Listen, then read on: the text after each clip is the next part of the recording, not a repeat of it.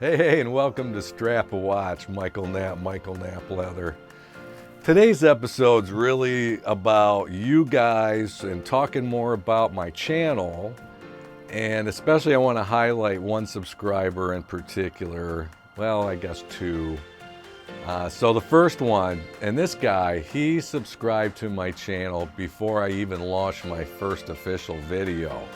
I had done an announcement video last August, just to announce that the show was coming this fall, and somehow he found it. He didn't know me, I didn't know him, so he was one of the first 10 people to subscribe to the channel. He's watched every show, he's left a comment on every show, and I've just really gotten to know him. He also won one of the mugs in that giveaway that I did a couple of months ago when I did the watch giveaway and 2 mugs. And I had already, just to say thank you, had already shipped him a mug. He's that special to me, and that's Mr. Dan Baldwin out of Oregon, a retired veteran, my kind of guy, freedom-loving, liberty-loving guy. That's all you need to know about me to know where I stand on a lot of things. And he's a like-minded brother and patriot, and I really appreciate you, Dan. And that's the thing, too, about my channel.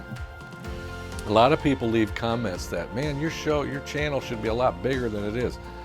Well, for a newer channel, it's actually been growing very steadily and very well. It's actually gotten a lot bigger than a lot of newer YouTubers. It has. But no, you don't see the kind of numbers like O'Sheen O'Malley's channel and the Timeless Watch channel. And, there's a number, Paul Thorpe's channel.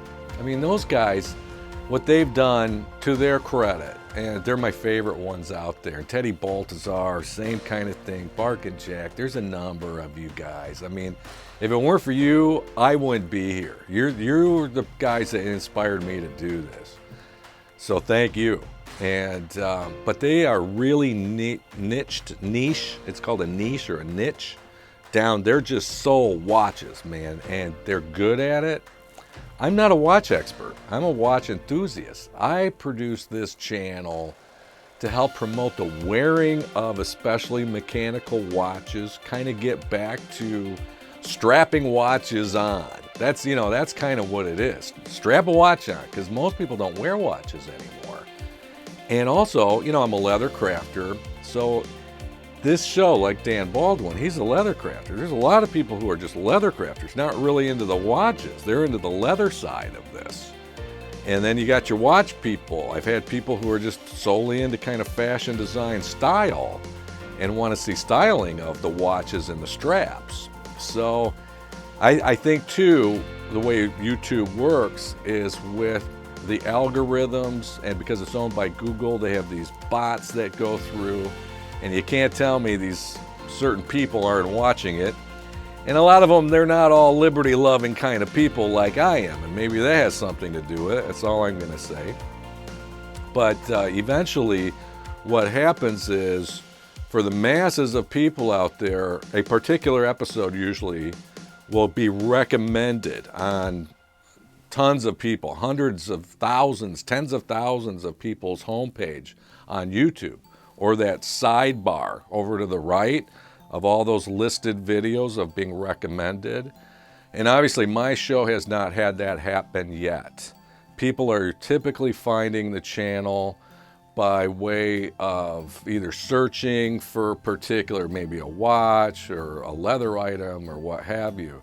So I understand that it's not a complete niche of watches, and that's can be another reason why. I have another feeling it's because of some of my views. Like I did the top 10 gifts for men for 2020. If you haven't seen that episode, I'll leave a link for that. It could be kind of controversial. All right, let me just put it to you that way. But the one gentleman in particular has spent a lot of money with me in the last 6 weeks on leather goods. He's the fella that I made the iPad case for, so if you haven't seen that episode, I'll leave a link for that as well.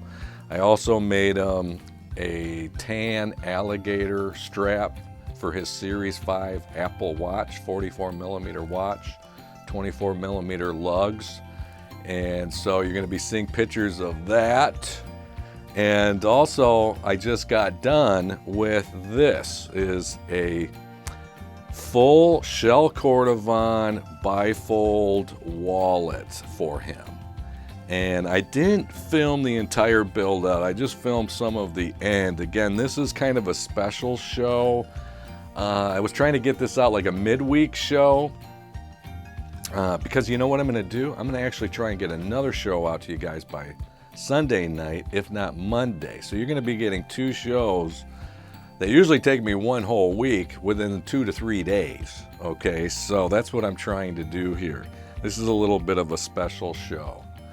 And I got done with this. So you're going to see this up close, personal, the final product. No, I don't sell these anymore on my website. They're not cheap. Shell Cordovan is not a cheap leather. It's the most expensive leather you can really buy. Another thing I said on my last show, that I had contacted Horween Leather Company, the tannery, direct to see if I could purchase directly from them. And being a leather business, I was contacted back, yes.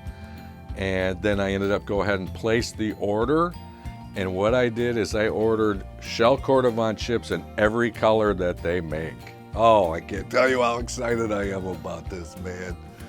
Oh, they said it's about 2 weeks out for them to produce everything, and then they're going to be shipping them to me. So that means I'll be able to make straps and all kinds of stuff out of Shell Cordovan, Horween Shell Cordovan, the Rolls Royce of leather.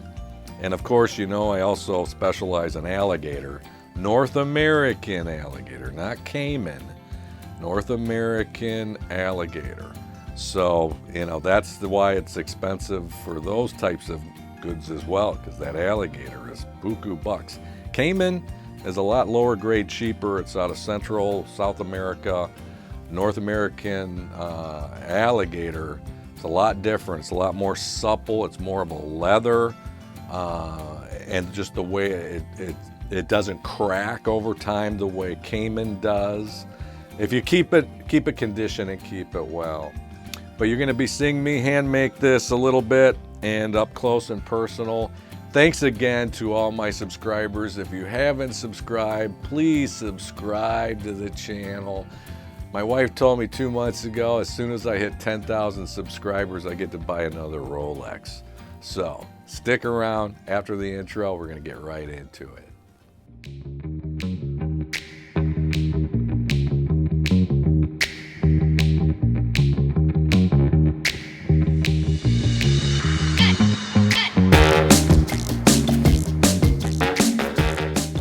Thank you so much for joining me today on Strap a Watch, and here is Dr. Libby's new Shell Cordovan wallet that I'm hand saddle stitching, and you're going to be seeing the final product here shortly.